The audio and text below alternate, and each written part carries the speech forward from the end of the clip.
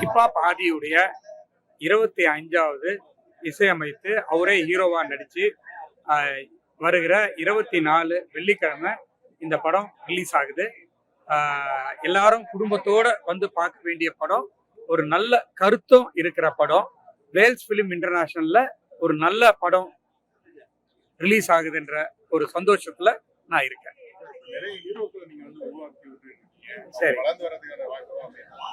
நீங்க கொடுத்த ஒரு புகார்ல உங்களுக்கு தீர்வு கிடைக்காமலே வந்து ரொம்ப அடுத்த மாசம் நடிக்க போயிட்டாரு.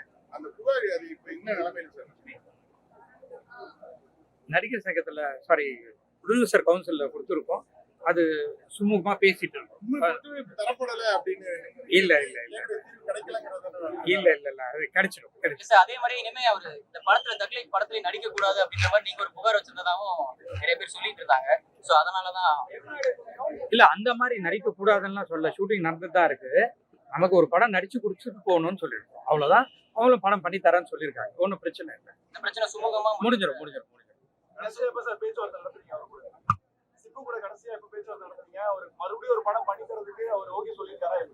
இல்ல பண்ணிடுவாங்க. ப்ரொடியூசர் கவுன்சில்ல பேசிட்டு இருக்காங்க. சரி,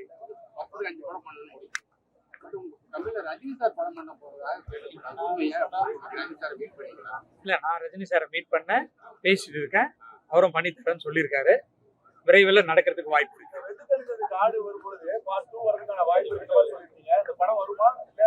இந்த பிரச்சனைகளால அந்த படம் டிராப் பண்ணப்படுமா சார்? இல்ல தொடர்ந்து சக்சஸ் ஆகி இந்த பிரச்சனை எல்லாம் சுமூகமா பேசி முடிச்சுட்டு அந்த படம் எடுக்கிறதுக்கு நம்ம சாத்தியப்படும் வாய்ப்பு இருக்கு.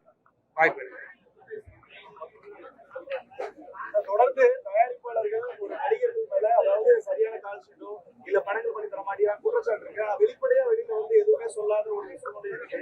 என்ன காரணம் அதுக்கு அப்படின்னு சொல்ல? எல்லாருமே அந்த மாதிரி இல்லைங்க. நிறைய பேர் நல்லா பண்ணிட்டு இருக்காங்க. பயங்கரமா ஒத்துழைப்பு கொடுத்துட்டு இருக்காங்க. ஆமா, இந்த மாதிரி வந்து ஒரு ஹீரோவே பார்க்க முடியாது. அதே மாதிரி ஜெயம் ரவி இருக்கா, அந்த மாதிரி நிறைய பேர் இருக்காங்க. அவங்களெல்லாம் நாங்க திருப்பி வச்சு படங்கள் பண்ணிட்டு தான் இருக்கோம். ஜெயம் ரவியோட 3வது படம் ஜீனி பண்ணிட்டு இருக்கோம். 4வது படமும் பண்ண போறோம். அந்த மாதிரி யாரோ ஒரு சிலர் பண்றது வந்து எல்லாருக்குமே பொருந்தாது. பாதகம் செய்பவரை கண்டால் நாம் பயங்கொள்ளலாகாது பாப்பா. மோதி மிதித்து விடு பாப்பா, அவர் முகத்தில் உமிழ்ந்து விடு பாப்பா. அண்மை செய்திகளை உடனுக்குடன் தெரிந்து கொள்ள இணைந்திருங்கள் இயம்நாடு தொலைக்காட்சியுடன்.